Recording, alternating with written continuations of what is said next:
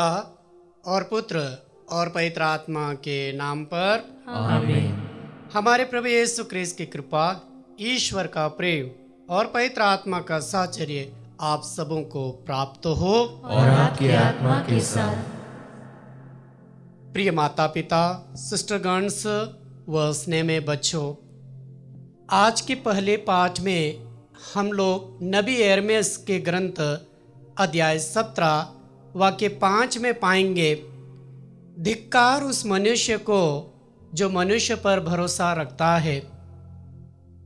साथ ही साथ हम पवित्र सुसमाचार में एक धनी व्यक्ति के बारे में सुनेंगे। प्रिय माता पिता, कई बार हम अत्यधिक हमारे अपनों जनों पर भरोसा रखते हैं और जो भरोसा हमारा ईश्वर पर था वह किसी न किसी कारणवश टूट जाता है। लेकिन नबी यिर्मयाह हमें ये चेतावनी देते हैं, धिक्कार उस मनुष्य को जो मनुष्य पर अक्सर विश्वास रखता है लेकिन अपने प्रभु पर नहीं। आइए ऐसे घड़ी के लिए हम ईश्वर से क्षमा मांगे, क्योंकि यह 40 काल विशेष रूप से हमारे स्वभाव, हमारे व्यवहार और हमारे आचरण को बदलने के लिए माता कलीसिया आह्वान करती है।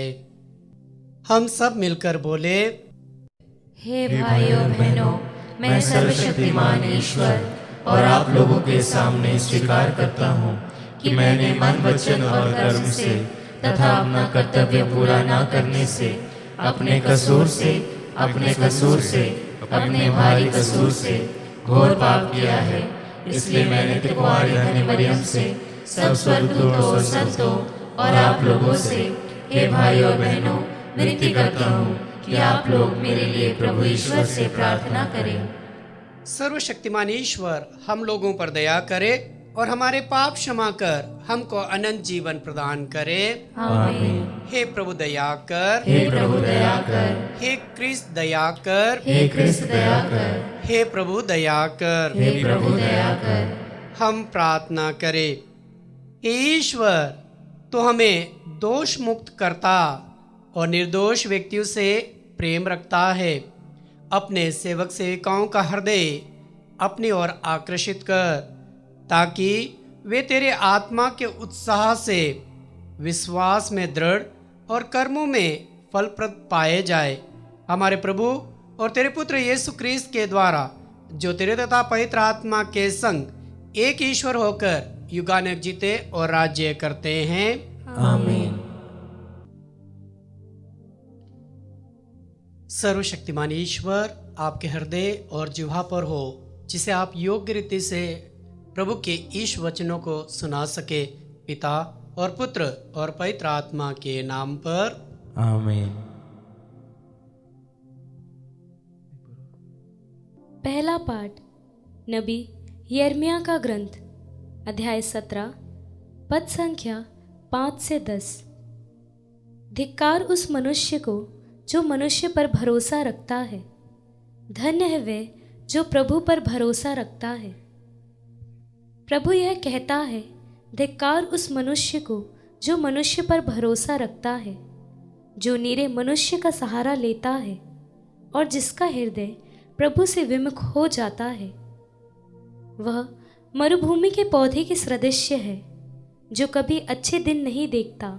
वह मरुभूमि के उत्पन्न स्थानों में नूनखरी और निर्जन धरती पर रहता है। धन्य है वह मनुष्य जो प्रभु पर भरोसा रखता है, जो प्रभु का सहारा लेता है। वह जल स्रोत के किनारे लगाए हुए वृक्ष के सदृश्य है, जिसकी जड़ें पानी के पास फैली हुई है। वह कड़ी धूप से नहीं डरता, उसके पत्ते हरे भरे बने रहते हैं। सूखे के समय उसे कोई चिंता नहीं होती, क्योंकि उस समय भी वह फलता है। मनुष्य का हृदय सबसे अधिक कपटी और अविश्वसनीय है, उसकी तह कौन ले सकता है। मैं प्रभु मनुष्य का हृदय और अंतरतम जानता हूँ। मैं हर एक को उसके आचरण और उसके कर्मों का फल देता हूँ। प्रभु की वाणी। ईश्वर को धन्यवाद। भजन अनुवाक्य। धन्य है वह जो प्रभु पर भरोसा रखता है। धन्य है वे जो प्रभु पर भरोसा रखता है। धन्य है वह मनुष्य जो दुष्टों की सलाह नहीं मानता, जो पापियों के मार्ग पर नहीं चलता और अधर्मियों के साथ नहीं बैठता, जो प्रभु का नियम हृदय से चाहता और रात दिन उसका मनन करता है। अनुवाक्य। धन्य है वह जो प्रभु पर भरोसा रखता है। वह उस वृक्ष के सदृश है जो जल स्रोत के पास लगाया गया है, जो समय पर फल देता और जिसके पत्ते कभी मुरझाते नहीं। वह मनुष्य अपने सब कामों में सफल हो जाता है। अनुवाक्य। धन्य है वह जो प्रभु पर भरोसा रखता है। दुष्ट लोग ऐसे नहीं होते, वह तो पवन द्वारा छितराई हुई भूसी के सदृश हैं। प्रभु धर्मियों के मार्ग की रक्षा करता है, किंतु दुष्टों का मार्ग विनाश की ओर ले जाता है। अनुवाक्य। धन्य है वह जो प्रभु पर भरोसा रखता है। जय घोष। धन्य है वे लोग जो सच्चे और निष्कलंक हृदय में ईश्वर का वचन रखते और अपने धीरज के कारण फल लाते हैं।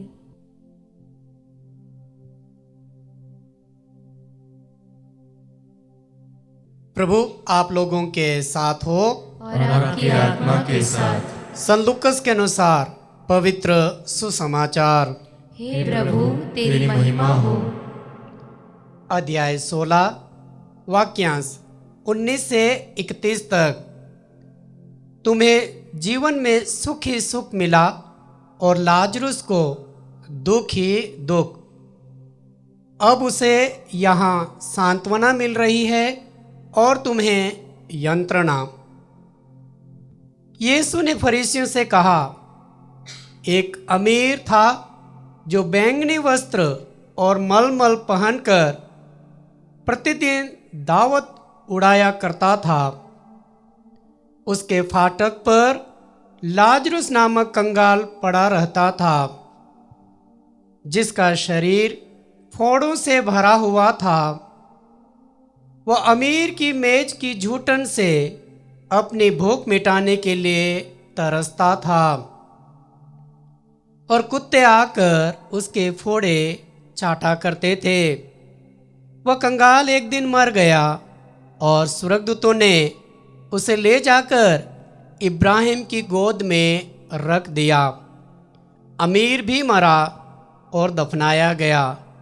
उसने अधोलोक में यंत्रणाएं सहते हुए अपनी आंखें ऊपर उठाकर दूर से ही इब्राहिम को देखा और उसकी गोद में लाजरुस को भी।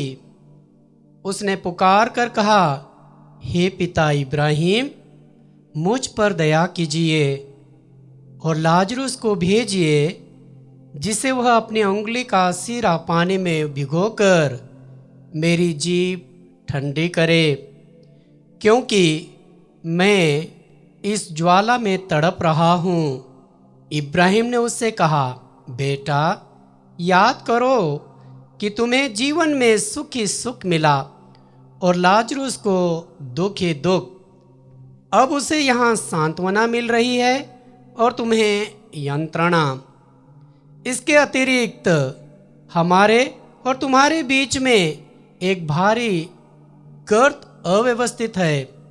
इसीलिए यदि कोई तुम्हारे पास जाना भी चाहे तो वह नहीं जा सकता और कोई भी वहां से इस पार नहीं आ सकता। उसने उत्तर दिया, हे पिता, आपसे एक निवेदन है। आप लाजरुस को और मेरे पिता के घर भेजिए, क्योंकि मेरे 5 भाई हैं। लाजरुस उन्हें चेतावनी दे, कहीं ऐसा ना हो कि वे भी यंत्रणा के इस स्थान में आ जाए। इब्राहिम ने उससे कहा, मूसा और नबियों की पुस्तकें उनके पास है, वे उनकी सुने। अमीर ने कहा, हे पिता इब्राहिम, वे कहाँ सुनते हैं? परंतु यदि मुर्दों में से कोई उनके पास जाए तो वे पश्चाताप करेंगे। पर इब्राहिम ने उससे कहा, जब वे मूसा और नबियों की नहीं सुनते, तब यदि मुर्दों में से कोई जी उठे तो वे उसकी भी बात नहीं मानेंगे। यह प्रभु का पवित्र सुसमाचार है। हे क्रिस्त, तेरी स्तुति हो। आदरणीय सिस्टरगन्स, प्रिय माता पिता, स्नेह में बच्चों, हम ये चालीसा काल में माता कलीसिया हम सभी से विशेष रूप से पश्चाताप करने के लिए और जो गरीब, हताश, निराशा है, उन भाई बहनों पर तरस खाने के लिए आह्वान करती है। हम लोगों ने अच्छी तरह से पहले पाठ नबी यिर्मयाह को सुना है। नबी यिर्मयाह के ग्रंथ अध्याय 17 वाक्य 5 में कहा गया है, धिक्कार उस मनुष्य को जो मनुष्य पर भरोसा रखता है, जो निरे मनुष्यों का सहारा लेता है और जिसका हृदय प्रभु से विमुख हो जाता है। प्रिय माता पिता, आपके मन में एक प्रश्न उठ सकता है, तो क्या मैं अपने ही जनों पर भरोसा नहीं करूं? प्रभु और नबी यिर्मयाह ऐसा कहना नहीं चाहते हैं। हो क्या रहा है इस दुनिया में, हम अत्यधिक अपने जनों पर भरोसा रखते हैं। माता पिता बच्चों पर बहुत ही भरोसा रखते हैं, और यदि बच्चे अपने इस हसीन रंगीन दुनिया में जीवन व्यापन करते करते अपने माता पिता के विरुद्ध यदि कुछ निर्णय लेते हैं, तो माता पिता का हृदय टूट जाता है। कई बार पति हो अपनी पत्नी पर अत्यधिक विश्वास करता है, और यदि उसकी जिंदगी में उतार चढ़ाव आ जाता है तो वह हताश हो जाता है। यदि पत्नी भी अपने पति पर बहुत ही अधिक विश्वास रखती है और उसकी जिंदगी में वह धोखा खाती है, तो वह सोचती है मेरे लिए अब कोई नहीं बचा। इसलिए प्रभु ईसा मसीह कहते हैं नबी यिर्मयाह के माध्यम से अध्याय 17 वाक्य 5 में, धिक्कार उस मनुष्य को जो मनुष्य पर भरोसा रखता है, जो निरे मनुष्य का सहारा लेता है। क्योंकि कई बार हमारे परिवारों में ऐसा ही हो रहा है। हम अपने प्रियजनों पर बहुत ही अधिक विश्वास रखते हैं। ईश्वर पे उतना भरोसा नहीं है हमारा, लेकिन प्रियजनों पे बहुत ही विश्वास है। और यदि वह धोखा खाता है अपने प्रियजनों से, तो अपने आप को खत्म कर लेता है, अपने आप को बर्बाद कर डालता है। ये व्यक्ति इस बात को भूल जाता है कि जो मुझे जिंदगी दी है वो ईश्वर का दिया हुआ वरदान है। ये व्यक्ति उस बात को भूल जाता है, जिस तरह नबी यिर्मयाह के ग्रंथ अध्याय 1 वाक्य 5 में आपको मिलेगा, मैंने तुम्हारी माँ के कोख के पूर्वज में तुम्हें जानता हूँ, मैंने तुम्हें पवित्र किया है और नबी के रूप में नियुक्त किया है। कोई नहीं सोचता है कि मेरी जिंदगी ईश्वर का दिया हुआ एक वरदान है, मैं मेरे माता पिता का एक लाडला बेटा हूँ, मैं अपनी माँ का, मेरे बाप का एक लाडली हूँ। इन बातों को वो भूल जाते हैं। लेकिन नबी यिर्मयाह के ग्रंथ अध्याय 17 वाक्य 9 में आपको मिलेगा, धिक्कार उस मनुष्य को जो मनुष्य पर भरोसा रखता है। और नबी यिर्मयाह के ग्रंथ अध्याय 17 वाक्य 9 में मिलेगा, मनुष्य का हृदय सबसे अधिक कपटी, अविश्वसनीय और उसकी थाह कोई नहीं ले सकता है। प्रिय माता पिता, ये सही बात है, हमारा हृदय बहुत ही कपटी है। हम मिस्सा बलिदान में यहाँ आए हैं, लेकिन यहाँ बैठ करके भी हम पिकनिक के लिए या पार्क में या किसी शादी में या घर के कामों के बारे में सोच सकते हैं। अपने दिल को कोई काबू नहीं कर पाया है, अपने मन को कोई काबू नहीं कर पा रहा है। आज इस दुनिया के हसीन रंगीन दुनिया में हम दौड़ रहे हैं। इसीलिए प्रभु कहता है, मनुष्य का हृदय सबसे अधिक कपटी, अविश्वसनीय और उसकी थाह कोई नहीं ले सकता है। मनुष्य स्वयं अपने हृदय पर काबू नहीं कर पा रहा है, उसको स्वयं को समझ नहीं पा रहा है कि मैं जो कर रहा हूँ वह सही है या गलत है।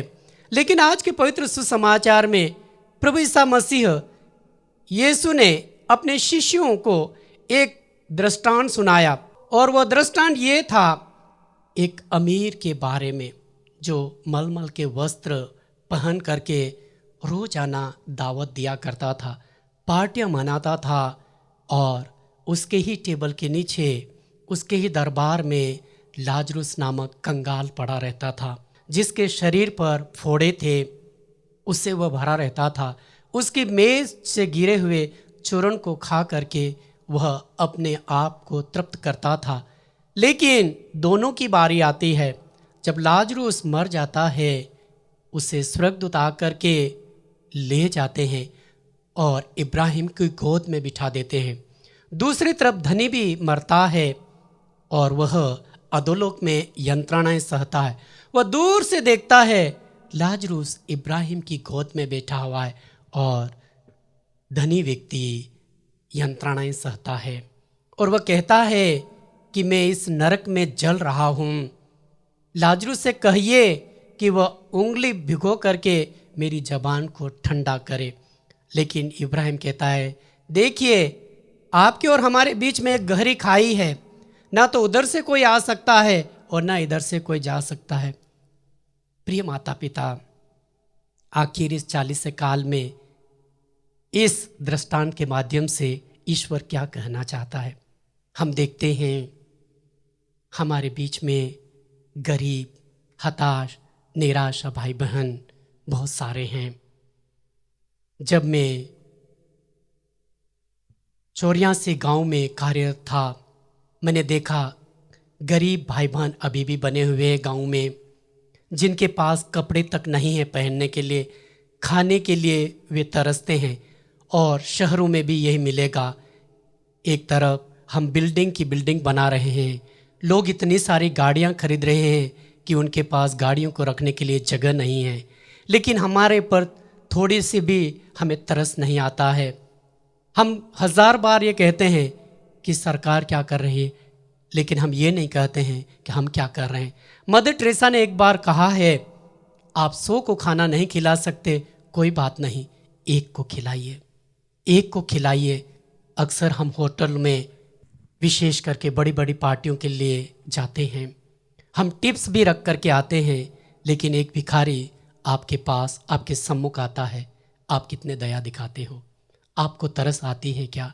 क्या आपको लगता है कि मुझे 5 महल की बिल्डिंग बनाना ज़रूरी है या मुझे एक गरीब के घर को बना करके देना है?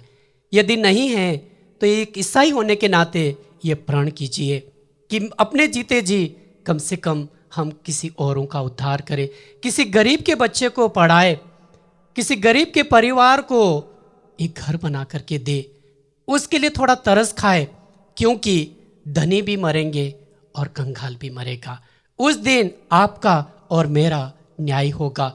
उस दिन हम प्रभु के सामने क्या कहेंगे कि मेरे पास करोड़ों की संपत्ति थी, या हम ये कहेंगे कि मैं हजारों की तादाद में गरीबों को ऊपर उठाया हूँ, मैं भिखारियों को दान दिया हूँ, या मैंने किसी पे सहानुभूति रखी है?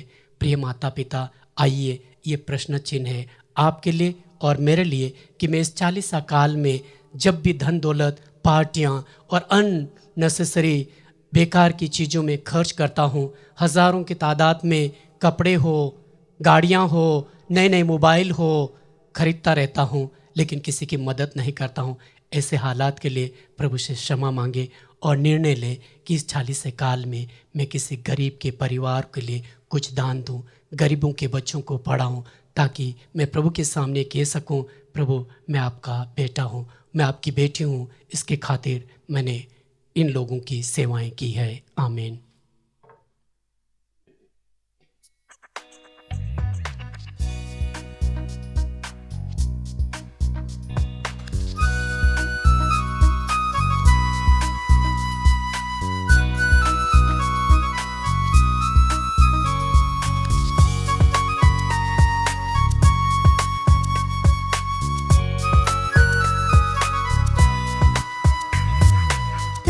मन धन सब अर्पण है तब चरणों में प्रभु,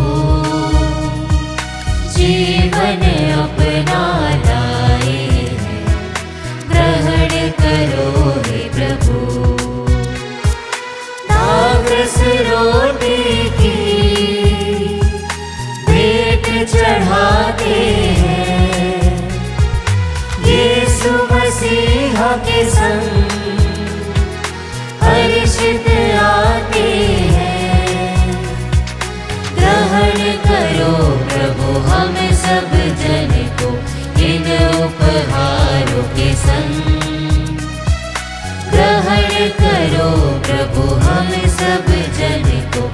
इन उपहारों के संग तन मन धन सब अर्पण है, तब चरणों में प्रभु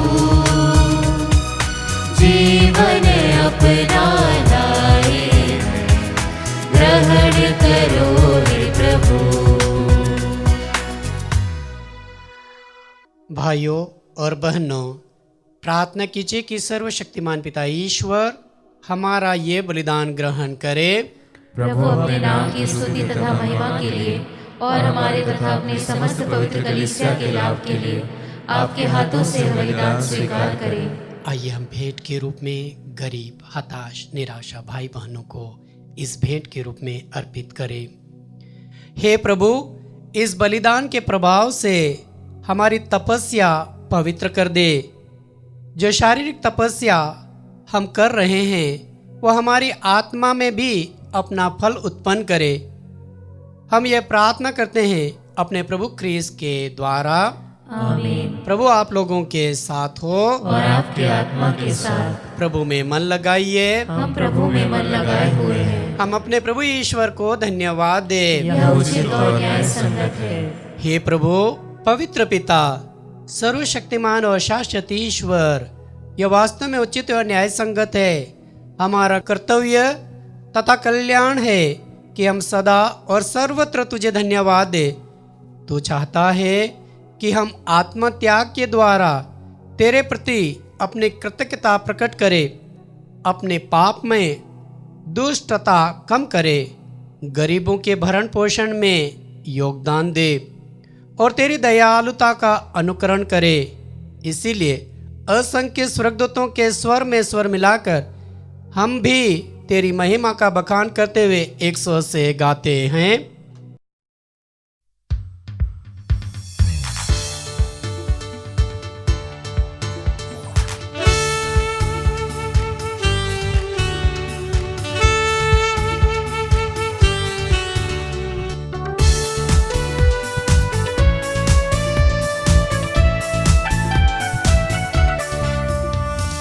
जय जय तेरी जय हो, पावन आत्मा जय हो। गूंज रहा भूजल नभ जैसे, विश्व विधाता जय हो। गोचर हो या गोचर, नभ में हो भूतल पर, जग का अगुआ तू परमेश्वर, अखिलेश्वर की जय हो। तू है दया का सागर, है प्रेम शांति करुणा कर। ईश पिता पावन आत्मा, तीनों की जय जय जय हो। जय जय तेरी जय हो, पावन आत्मा जय हो। गूंज रहा भूजल नभ जैसे, विश्व विधाता जय हो। विश्व विधाता जय हो। विश्व विधाता जय हो। कृपया सभी हाथ जोड़े। हे प्रभु, तू वास्तव में पवित्र है, सारी पवित्रता का स्रोत। हम तुझसे प्रार्थना करते हैं, तो इन उपहारों को अपने आत्मा के स्पर्श से पवित्र कर दे, कि हमारे प्रभु यीशु क्रिस्त का शरीर तथा रक्त बन जाए। जब वे स्वेच्छा से मृत्यु के लिए सौंपे गए, उन्होंने रोटी ली, तुझे धन्यवाद दिया और रोटी तोड़कर उसे अपने शिष्यों को देते हुए कहा, तुम सब इसे लो और इसमें से खाओ, क्योंकि यह मेरा शरीर है जो तुम्हारे लिए बलि चढ़ाया जाएगा। हे मेरे प्रभु, हे मेरे ईश्वर।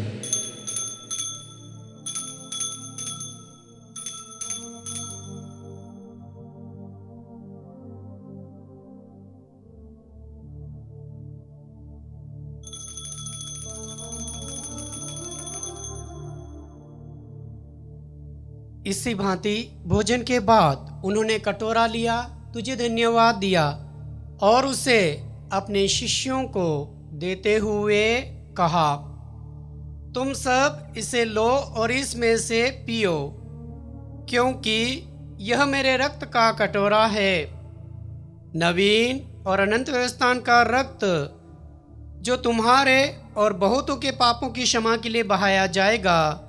तुम मेरी स्मृति में यह किया करो। हे मेरे प्रभु, हे मेरे ईश्वर।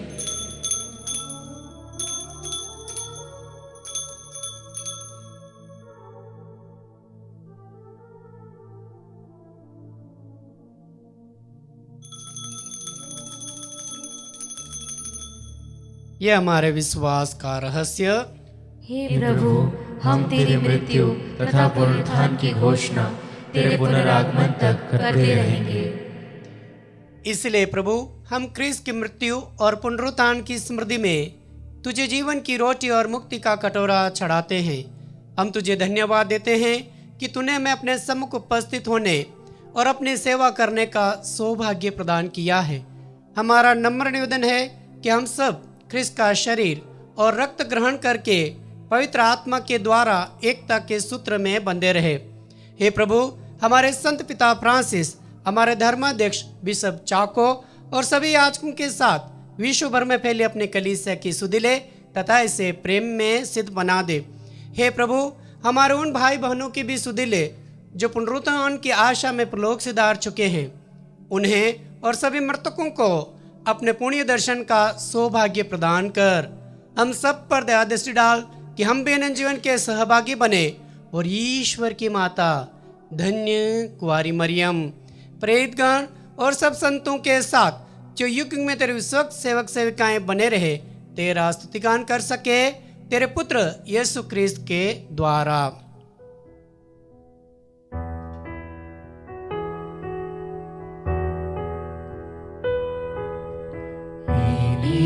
प्रभु क्रिस्त के द्वारा, इन्हीं के साथ और इन्हीं में, हे सर्वशक्तिमान पिता ईश्वर, पवित्र आत्मा के साथ सारा गौरव तथा सम्मान युगानुयुग तेरा ही है।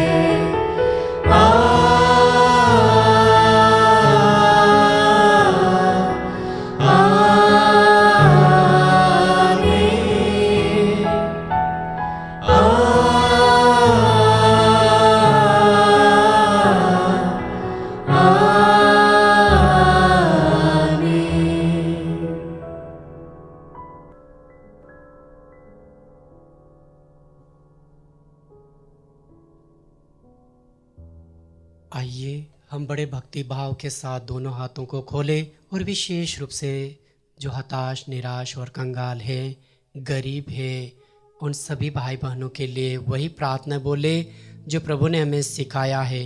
हे पिता हमारे जो स्वर्ग में है, तेरा नाम पवित्र माना जाए, तेरा राज्य आए, तेरी इच्छा जैसे स्वर्ग में वैसे इस पृथ्वी पर भी पूरी हो। हमारा प्रतिदिन का आहार आज हमें दे और हमारे अपराध हमें क्षमा कर, जैसे हम भी अपने अपराधियों को क्षमा करते हैं, और हमें परीक्षा में न डाल, परंतु बुराई से बचा। हे प्रभु, हम तुझसे प्रार्थना करते हैं, सभी बुराइयों से हमें बचा और इस जीवन में हमें कृपा पूर्वक शांति प्रदान कर। हम तेरी दया से सदा पाप से दूर और हर विपत्ति से सुरक्षित रहे और उस दिन की प्रतीक्षा करते रहे जब हमारे मुक्तिदाता यीशु क्रिस्त फिर प्रकट होकर हमारी मंगल में आशा पूरी करेंगे। क्योंकि तेरा राज्य, तेरा सामर्थ्य और तेरी महिमा अनंत काल तक बनी रहती है। हे प्रभु यीशु क्रिस्त, तूने अपने प्रेरितों से कहा है, मैं तुम्हारे लिए शांति छोड़ जाता हूँ, अपनी शांति तुम्हें प्रदान करता हूँ। तो हमारे पापों पर नहीं, अपनी कलीसिया के विश्वास पर दृष्टि डाल और उसे शांति तथा एकता प्रदान कर, तू जो युगानुयुग जीता और राज्य करता है। आमीन। प्रभु की शांति सदा आप लोगों के साथ रहे और आपकी आत्मा के साथ। हम परस्पर शांति अभिवादन करें।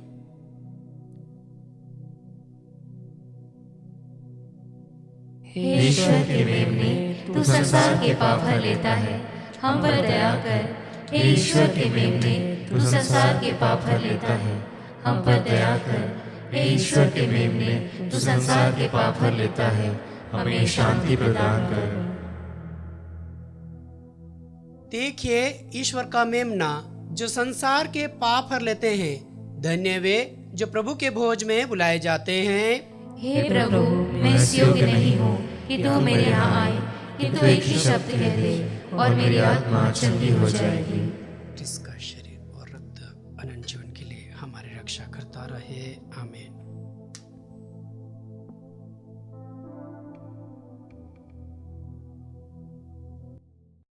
हे मेरे प्रभु यीशु, मैं सारे हृदय से विश्वास करती हूँ कि आप पवित्र यूकरिस्ती संस्कार में उपस्थित हैं। हे प्रभु, मैं सभी चीज़ों से बढ़कर आपको प्रेम करती हूँ और मेरी यही अभिलाषा है कि आप मेरी आत्मा में आकर बस जाएं, क्योंकि हे प्रभु, मैं आपको आज ग्रहण करने में असमर्थ हूँ। हे प्रभु, आध्यात्मिक रूप से आकर मेरे हृदय में समा जाइए। हे यीशु, मैं आज आप में एक होना चाहती हूँ और आप में समा जाना चाहती हूँ। हे प्रभु, यह कभी ना होने पाए कि मैं आपसे कभी अलग हो जाऊं। आमीन। प्रसाद भजन। धन्य वे जो निर्दोष जीवन बिताते और प्रभु की संहिता पर चलते हैं। हम प्रार्थना करें। हे ईश्वर, इस बलिदान का प्रभाव हमारे जीवन में चिरस्थायी और दृढ़ बनाता जाए। हमारे प्रभु क्रिस्त के द्वारा। आमीन। प्रभु आप लोगों के साथ हो और आपकी आत्मा के साथ। सर्वशक्तिमान ईश्वर पिता और पुत्र और पवित्र आत्मा आप सभी को आशीर्वाद प्रदान करे। आमीन। आप लोग विदा ले प्रभु के प्रेम में जीवन बिताए। ईश्वर को धन्यवाद।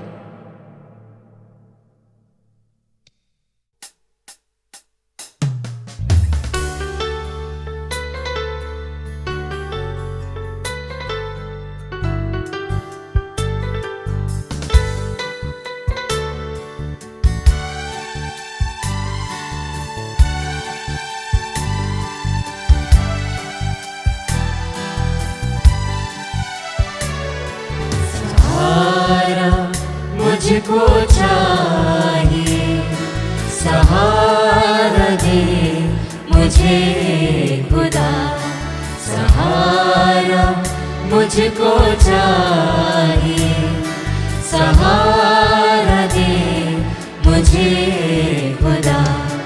मुझे संभाल मेरा, मुझे संभाल मेरा, सहारा मुझको चाहिए सहारा दे मुझे खुदा। कठिन है रास्ते बहुत, हर एक मोड़ पर खतर, अंधेरे साए को हटा, दिखा दे मुझको अब से है, मुझे संभाल मैं गिरा, मुझे संभाल मैं गिरा। सहारा मुझको चाहिए सहारा दे मुझे खुदा, सहारा मुझको चाहिए सहारा दे मुझे खुदा।